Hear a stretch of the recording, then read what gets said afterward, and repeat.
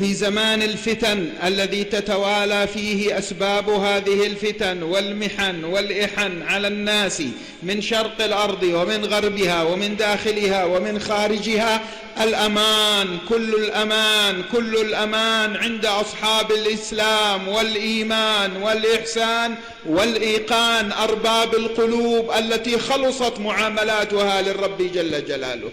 Dan sesungguhnya kita berada di zaman yang penuh fitnah, penuh kekacauan, penuh kesemrawutan, penuh beragam fitnah, cobaan, ujian dan gangguan. Dan ketahuilah segala keamanan Allah Ta'ala jadikan untuk mereka orang-orang yang telah mencapai hakikat keimanan, menjalankan keimanan mereka kepada Allah Subhanahu wa Ta'ala, yang fokus di dalam membina hatinya, di dalam mendekatkan diri kepada Allah Ta'ala dan membersihkan dirinya daripada hal-hal yang tercela. Wal khatar, kullul khatar fi zaman al-hadar أن تنفصم العرى بين الذين يخوضون في مخاضات الحياة وشأن تعلقات قلوبهم بخالق هذه الحياة جل جلاله.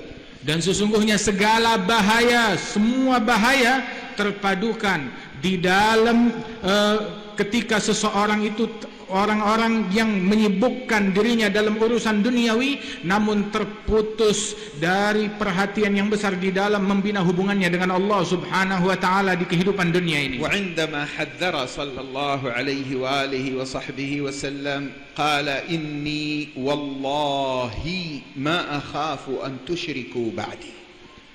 Dan Rasulullah telah memperingatkan kepada kita sekalian, sesungguhnya aku demi Allah, yang aku khawatirkan, aku tidak khawatir kalian akan menjadi syirik setelah aku. Bukan itu yang aku khawatirkan. هذا الحديث في صحيح البخاري الذي أرسله الله بالتوحيد يقول ما أخاف عليكم أن تشركوا إني والله ما أخاف أن تشركوا بعدي ولكن أخاف أن تفتح عليكم الدنيا. Akhafu an tuftaha alaikumud dunya. Di dalam hadis ini yang ada di dalam Sahih Bukhari, Rasulullah beliau menegaskan, yang aku khawatirkan bukan kesyirikan, kalian tidak akan menjadi syirik setelah aku, tetapi yang aku khawatirkan terhadap kalian ketika Allah Ta'ala bukakan pintu-pintu duniawi kepada kalian, itu yang sebuah warning, peringatan. يعني هل المشكلة أن تقبل الدنيا علينا، أن يمتلك الإنسان المسلم أساليب الصناعة والزراعة والتجارة؟ لا. Pertanyaannya, apakah sebuah problem, sebuah masalah terjadi ketika Allah Ta'ala bukakan dunia kepada kita, kita menguasai keahlian di dalam keekonomian, di dalam pertanian, dalam sebagainya, daripada harta duniawi kita menguasai itu semua, apakah itu sebuah problem? Bukan itu. لا، لأن هذه الشريعة عندنا قرر الفقهاء أنه من فروض الكفايات ألا يكون المسلمون عالة على غيرهم، بل يجب شرعا أن ينتهض المسلمون إلى إتقان هذه الجوانب.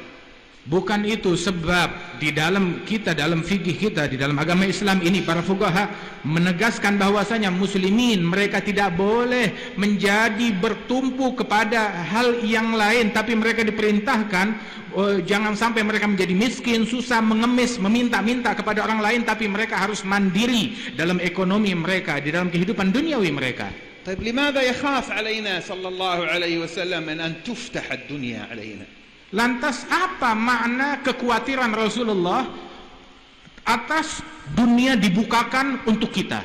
قال أخاف أن تفتح عليكم الدنيا كما فتحت على من كان قبلكم. Yang aku khawatirkan dibukakan dunia terhadap kalian seperti Allah Ta'ala bukakan dunia kepada umat sebelum kalian. يعني أن تكون أحوال قلوبكم عند إقبالها تشبه أحوال قلوب من كان قبلكم ممن أسرتهم الدنيا. Artinya perangai hati kalian, nurani kalian, jiwa kalian, moral kalian menjadi berubah seperti perubahan hati orang-orang bejat yang dibukakan dunia oleh Allah Ta'ala kepada mereka di zaman yang terdahulu. قال فتنافسوها كما تنافسوها تتنافسون تتصارعون عليها فتنافسوها كما تنافسوها مثل ما فعلوهم. Mereka berlomba-lomba, orang dulu itu, umat sebelum kita ketika dibukakan dunia, mereka berebut, berlomba-lomba untuk mencapai dunia, dan kalian ikut-ikutan berlomba-lomba seperti mereka. فَتُهْلِكَكُمْ كَمَا أَهْلَكَتْهُمْ. Hingga Gara-gara dunia tersebut membuat kalian tercerai-berai, binasa, hancur sebagaimana menghancurkan umat sebelum kalian. وحذرنا نحن في جزيرة العرب لكننا لم نستوعب الدرس فقال صلى الله عليه وسلم إن الشيطان قد أيس أن يعبده المصلون في جزيرة العرب.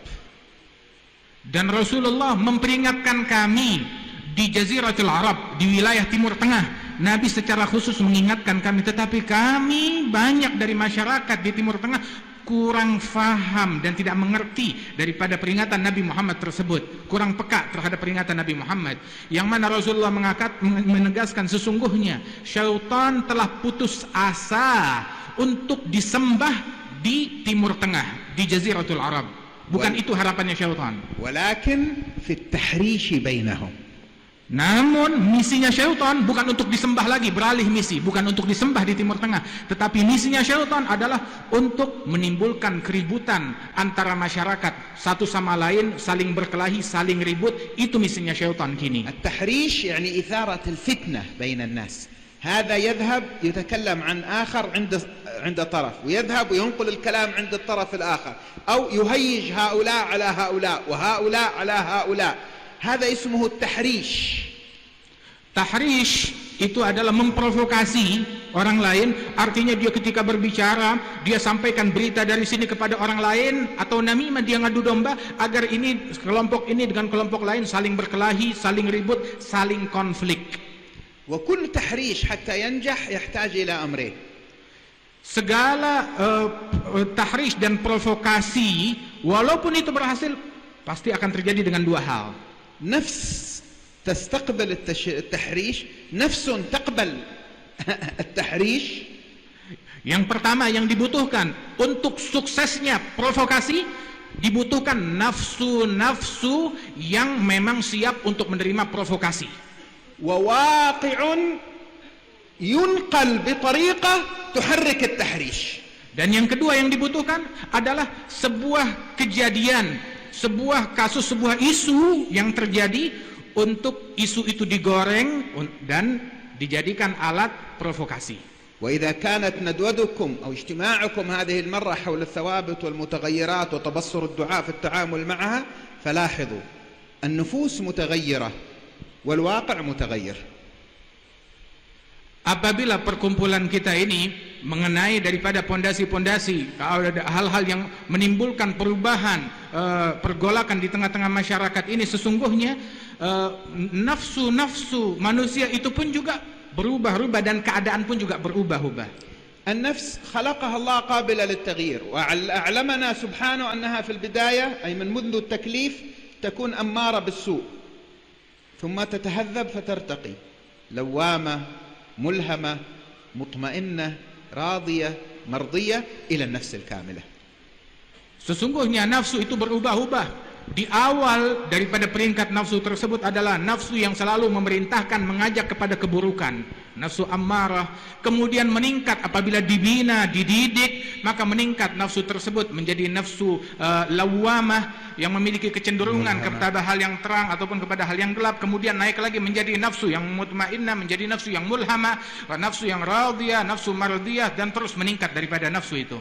وحتى النفس الأمارة وهي لا تزال في مرحلة الأمارة لها تغيرات، ترضى، تغضب، تفرح، تحزن، تطمع، تخاف، فهي في حالة تغير وتقلب. Bahkan nafsu ketika berada di satu peringkat bukan dalam satu sifat yang sama. Misalkan nafsu ammarah, nafsu yang paling bobrok, yang paling rendah, itu pun juga berubah-ubah. Kadang dia bersedih, kadang dia bergembira, kadang dia ridha, kadang dia murka, berubah-ubah sifatnya nafsu. والتحريش يبحث عن حالة الغضب، عن حالة الحزن، عن حالة الطمع، عن حالة الخوف، يبحث عن حالة الكراهية، حالة الحقد. التحريش يحرك هذه المعاني في النفس الأمارة حتى ينجح، بدون هذا ما ينجح. Maka provokasi tersebut dia mencari korban, mencari target. Yang ditarget dari sebuah nafsu, ketika nafsu itu berada di dalam keadaan marah, itu lebih mudah diprovokasi. Ketika dalam keadaan sedih, dalam keadaan takut, dalam keadaan serakah, rakus, tamak, Dalam keadaan-keadaan semacam ini, maka nafsu itu mudah diprovokasi daripada nafsu yang ammarah itu. في هذا المعنى مهمة الدعاء بث أنوار الهدي المحمدي. يا رسول الله أوصني، قال لا تغضب، لا تحزن، إن الله معنا، ربنا آتنا في الدنيا حسنة وفي الآخرة حسنة. مهمة الداعية في المتغيرات هذه في النفس الأمارة أن يوجهوا إليها أنوار الهدي المحمدي حتى يفقدوا في هذه النفس قابلية التحريش إذا جاء من يريد أن يحرش. Maka dalam makna ini ajaran Nabi Muhammad sallallahu alaihi wasallam memberikan binaan dan didikan kepada kita, terutama kepada para dai, para pendakwah.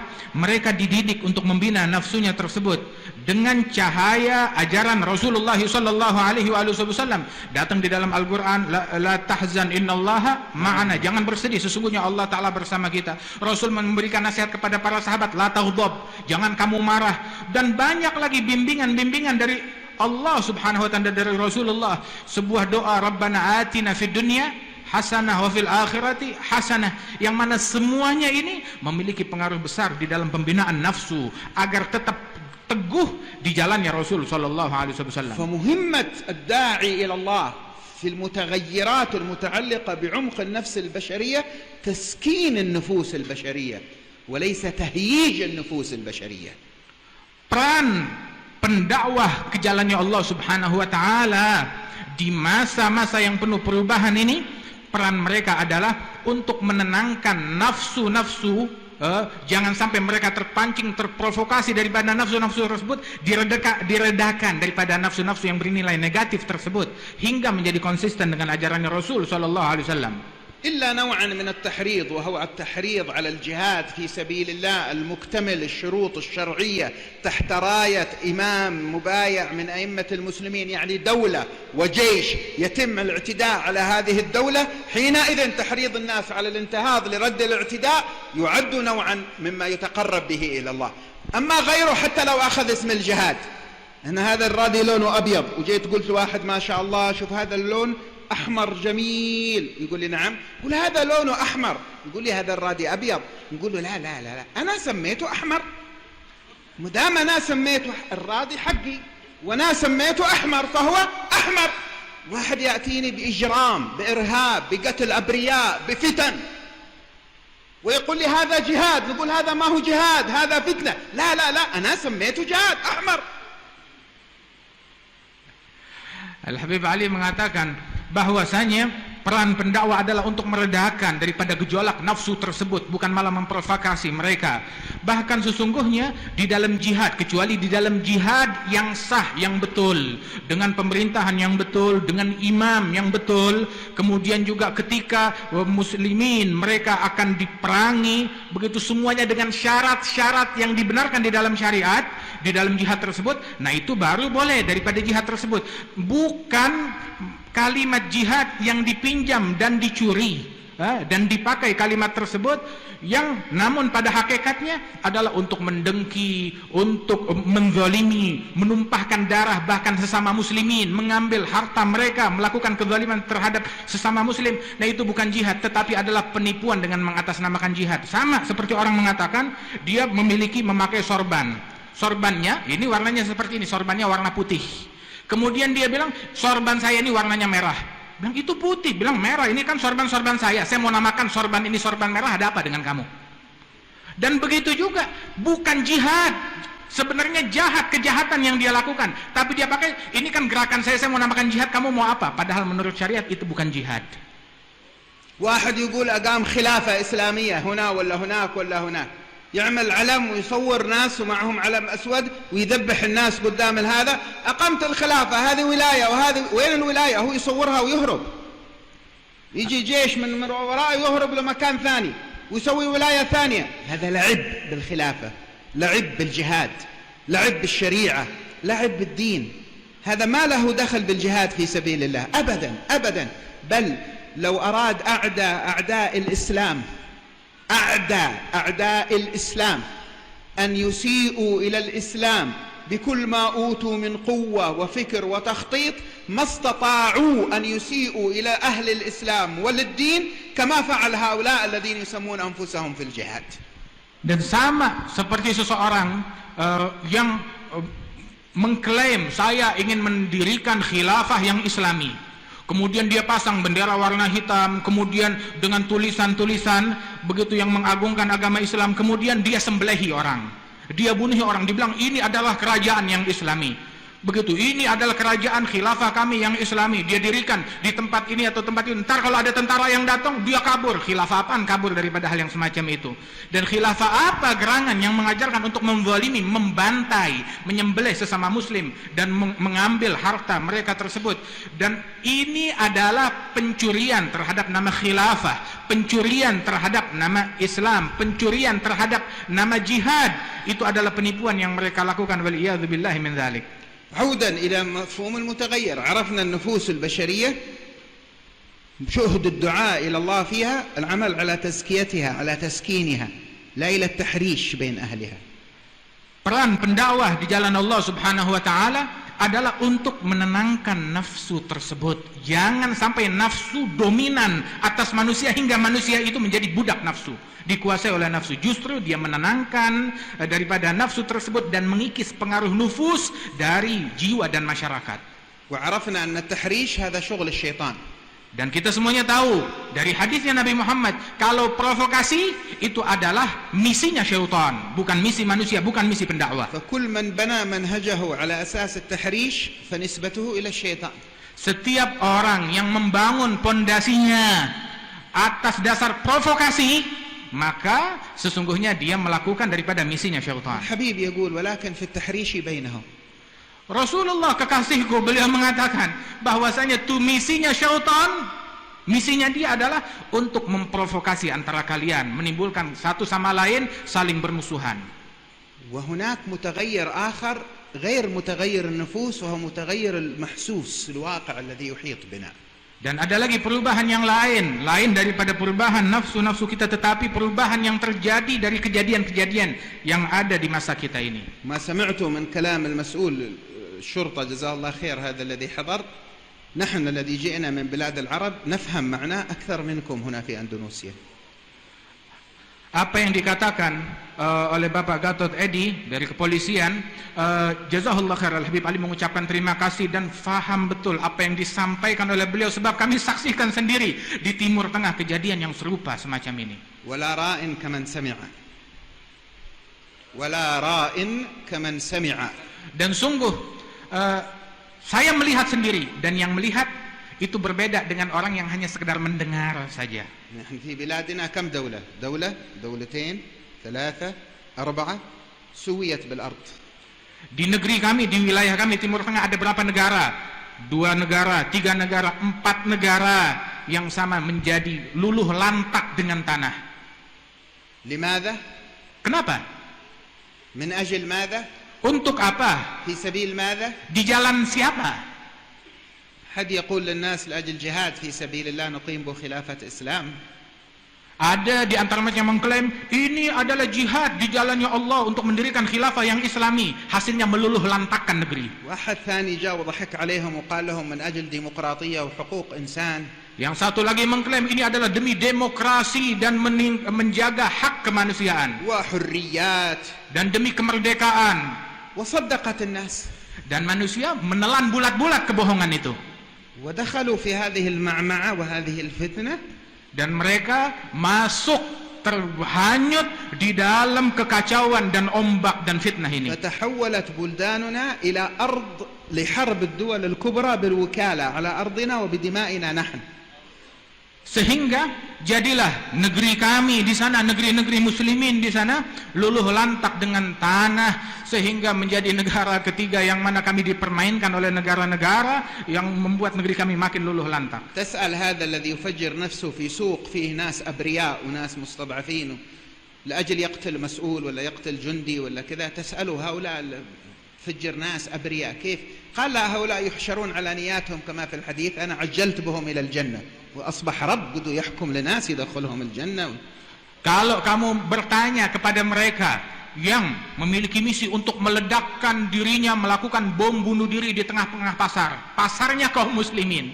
Dia masuk ke situ, meledakkan diri di situ. Dia bilang, tujuan saya adalah untuk ada tokoh tertentu yang menurut saya dia pantas dibunuh, tetapi membunuh muslimin yang lain. Dibilang adapun mereka korban sampingan tersebut, ya mereka adalah dibangkitkan hari kiamat sesuai dengan niat mereka. Kalau mereka baik bakal masuk surga, saya hanya mempercepat perjalanan mereka ke surga.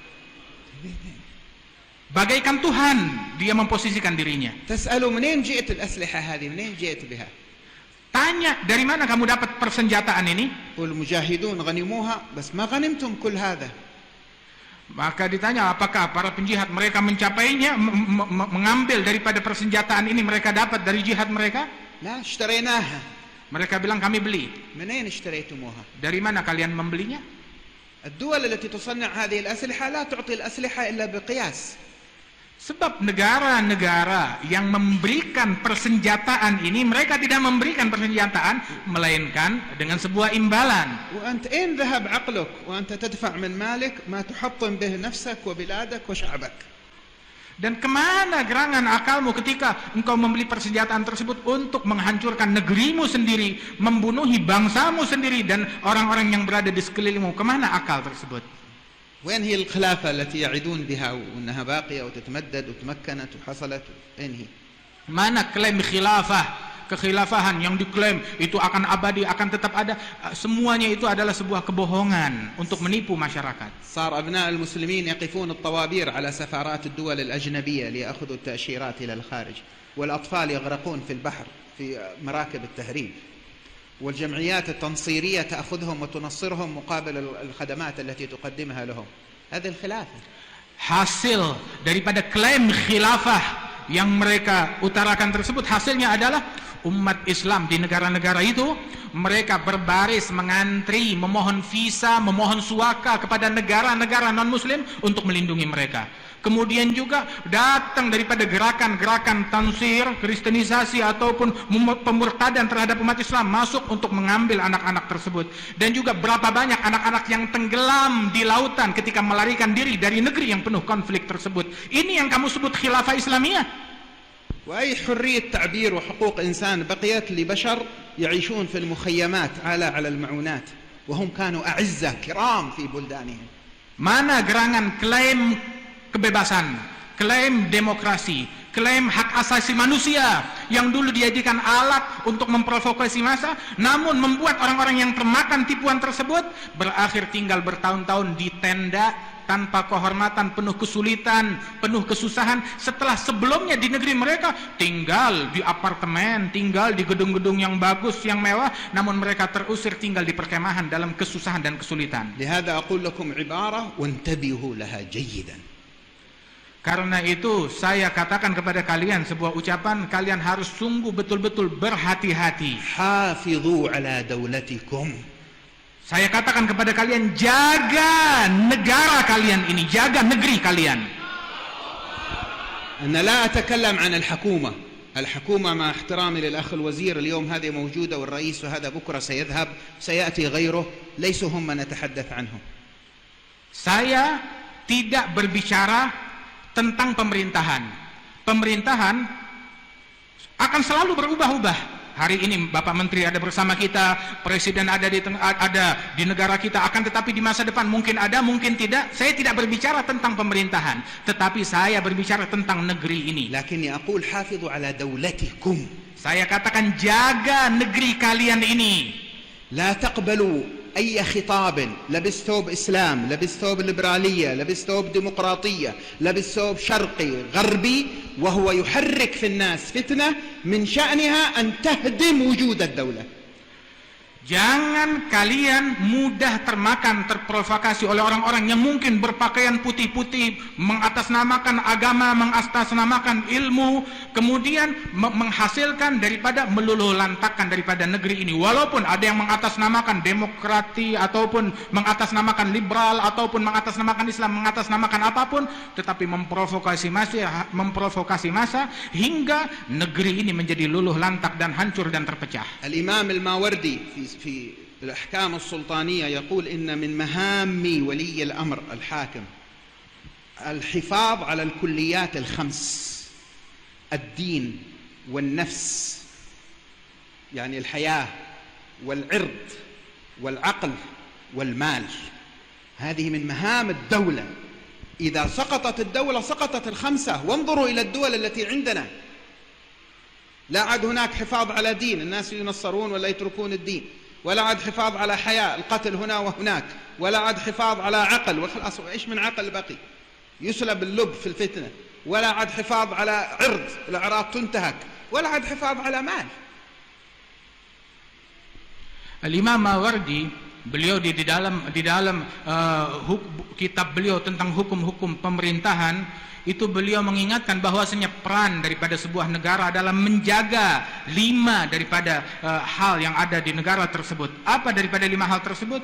Perkara agama, kemudian juga perkara nyawa jiwa mereka, kemudian juga perkara akal, dan perkara kehormatan mereka, dan yang terakhir adalah harta. Jadi yang pertama itu adalah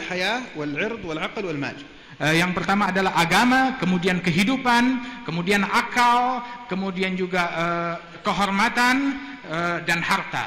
Apabila negara tersebut tumbang, maka agama akan hancur pula, kemudian juga harta akan hancur pula, akan habis semuanya, nyawa akan hilang, kemudian pun juga akal, yang bagaimana akal pun juga akan hilang apabila negara hancur, dan kehormatan pun juga akan hilang, dinodai. ومن ذلك الواقع هذا الذي يحصل فيه هذا الاشتعال ما سمعنا من حديث عن وسائل التواصل، هم يسموها الاجتماعي، أنا أحب أسميها وسائل التواصل الشبكي، لأنها هي اللي عطلت التواصل الاجتماعي. الولد وأبوه وإخوانه والأم كل واحد جالس مع جهاز، أجسامهم مع بعض لكن قلوبهم وعقولهم كل واحد مع جهة ثانية، نسميها التواصل الشبكي. الأخبار التي تنشر هكذا بغير تحقق، الحديث الذي أورده الحبيب جندان بالأمس ونقله الوزير الأخ الوزير اليوم، كفى بالمرء كذبا أن يحدث بكل ما سمع. هذه تدخل فيها يوم تعمل شير، تعرف شير مشاركة، يوم تعمل نقل للمعلومة لصفحتك تنشرها عندك وأنت ما تحققت منها، أنت آثم في هذه الحالة. إذا كانت المعلومة خاطئة تكون شريك كاذب عند الله سبحانه وتعالى إذا نقلتها قبل أن تتحقق منها. أحيانا معلومة واحدة تنقلها تتسبب في إشعال بلد وأنت ما تشعر. Al-Habib Ali menyebutkan tentang peran daripada media sosial.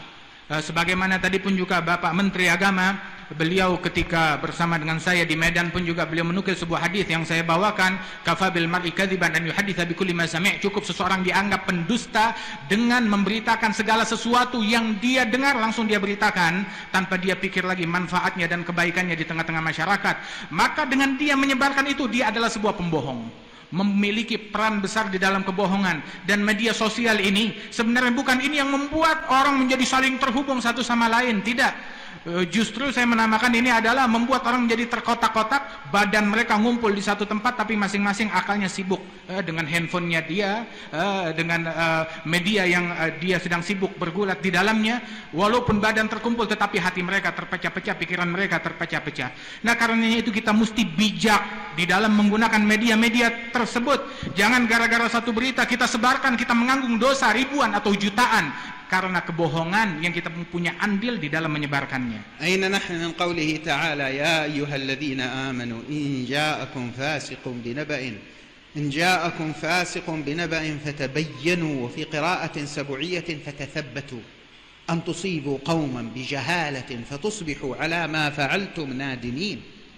Di mana gerangan kita dari bimbingan Allah subhanahu wa ta'ala yang di dalam Al-Quran menyatakan, wahai orang-orang yang beriman, apabila datang kepada kalian orang fasik, orang bejat, membawakan sebuah berita kepada kalian, fatabayyanu, cari kejelasannya. Di dalam qiraah yang lain, tathabbatu, hendaknya kalian tetap teguh dengan ajaran Allah dan Rasulnya. Jangan kalian menjadi goyah dengan apa berita yang disampaikan tersebut, sehingga akibatnya kalian akan menghakimi ataupun akan menghukum sekelompok orang lain gara-gara berita tersebut tanpa yang tidak dapat dipertanggungjawabkan kebenarannya. هذه الشبكة لها حكم الفاسق لأنك لا تستطيع تتحقق تعرف من اللي كتب ومتى كتب وأين بينته وأين دليله.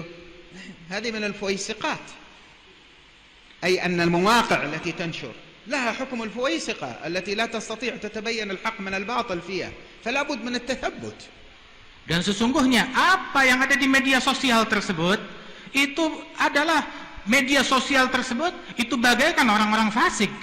Sebab tidak bisa diteliti kebenaran daripada media tersebut, sehingga apabila disampaikan kepada kita sesuatu yang berkenaan dengan hal itu, kita harus betul cross check betul-betul terlebih dahulu dan dengan bijak, apakah ini pantas disampaikan atau tidak, benar atau tidak. Kita harus jeli, jangan mudah kita terpancing dan turut di dalam andil terhadap kebohongan itu. والنوع الأخير من المتغيرات التي تحيط بكم هي المتغيرات المتعلقة بالأحكام الفقهية الشرعية أو المسائل العقدية، المباحث الجديدة التي تظهر في الفلسفة. في مسائل في الشريعة تقتضي إعادة نظر في الاجتهاد لأنها بنيت على متغيرات، على علل، والحكم يدور مع العلة. وهناك أمور في العقيدة بدأت أسئلة جديدة ما كانت عند أسلافكم بسبب الفلسفات الموجودة، هذه تتطلب من طلبة العلم والعلماء ثم يدلون بها إلى الدعاة الذين يحتكون بالشباب وبغير المسلمين وبالشباب المسلمين أن يكون لديهم قدرة على التعامل مع هذه المسائل المتغيرة.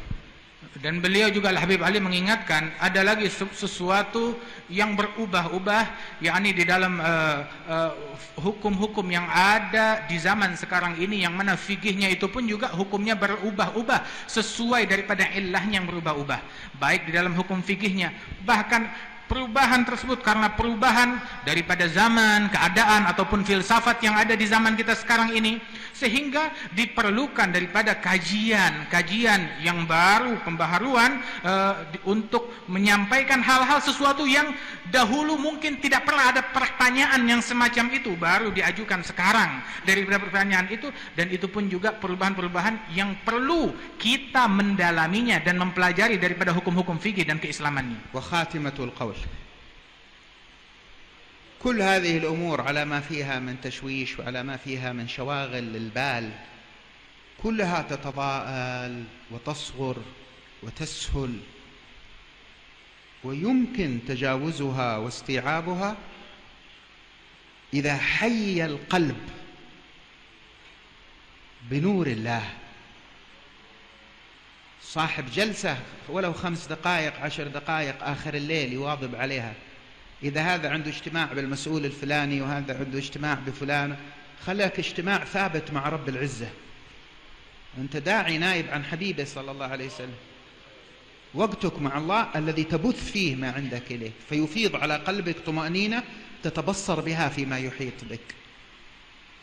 Al-Habib Ali beliau mengatakan sebagai penutup daripada ucapan beliau mengingatkan dari apa yang kita sebutkan ini, semua problem, semua masalah dalam nafsu kita, dalam kejadian-kejadian yang ada di dunia ini, semua problem kita itu akan menjadi kecil, akan menjadi ringan, akan menjadi menguap semuanya dengan duduk kita yang sesaat bersama Allah Subhanahu wa taala, berduaan antara kita dengan Allah Subhanahu wa taala, di mana di situ kita curhat kepada Allah.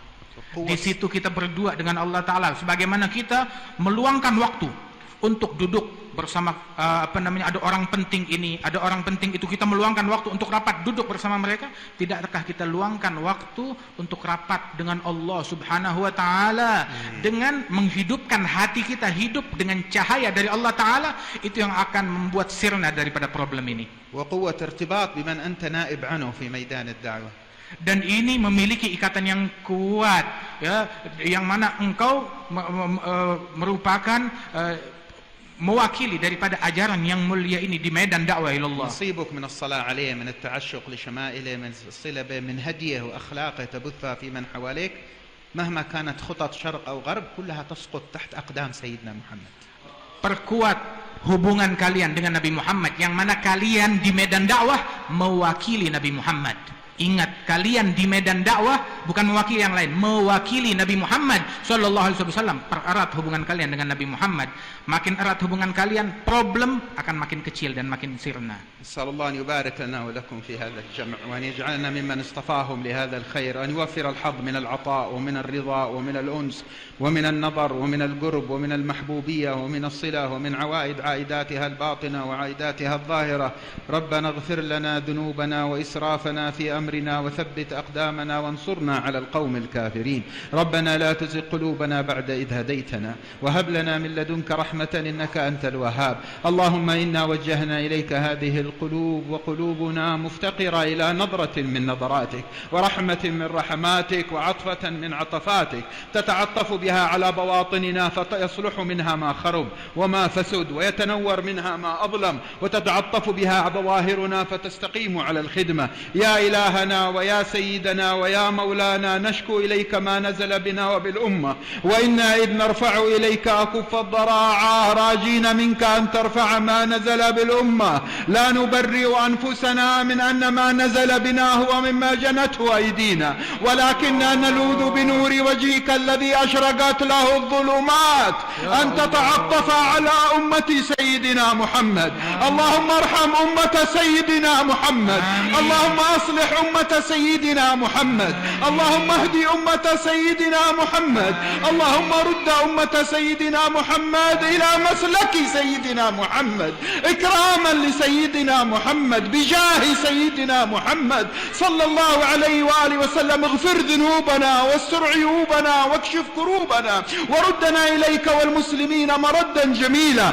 اللهم احفظ هذا البلد، اللهم احفظ أندونيسيا وابسط فيها بسط الخير والنور والأمن والإيمان والهدى والبركة والخير والصلاح والرشاد والإقبال والقبول، وجنبها وأهلها أسباب الأذى والبلاء والفتن والمحن ما ظهر منها وما بطن وسائر بلاد المسلمين. اللهم فرج عن شامنا ويمننا، اللهم فرج عن شامنا ويمننا، اللهم فرج عن شامنا ويمننا وعن العراق وعن ليبيا وعن أفريقيا الوسطى وعن بورما وعن أفغانستان وعن الصومال وعن أهل لا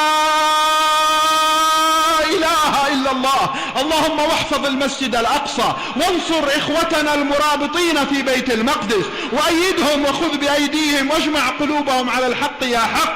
وبارك اللهم في هذا الجمع، وبارك في الفخرية، وبارك في إخوتنا، في أخي جندان وفي أخي أحمد وفي إخوتنا الحاضرين حسن وصادق وجمال وجميعهم الحاضرين. اللهم بارك في الجميع وأنزل البركة على الجميع ونور الجميع وأحسن إلى الجميع. لا تبقي أحد في هذا الجمع إلا وسقيته من كاس ودادك ورقيته في مراتب إمدادك وألحت على قلبه لوائح إسعادك. واجزي عنا شيخنا الحبيب عمر خير الجزاء، وبارك في أخي وزير الأوقاف الذي حضر، بارك اللهم فيه في ظاهر الأمر وخافي، وأعنه على الأمانة التي حملها، ووفق جيش أندونيسيا لما فيه الخير وللقيام بحماية البلاد والعباد وشرطتهم للعدل والإنصاف والقيام بالحق. يا حق يا حق يا حق يا أكرم الأكرمين. واجعل آخر كلامنا في الدنيا لا إله إلا الله محمد رسول الله صلى الله عليه وآله وسلم بحقائقها متحققين حسا ومعنى، ظاهرا وباطنا في خير ولطف وعافية. وإلى حضرة النبي محمد صلى الله عليه وسلم.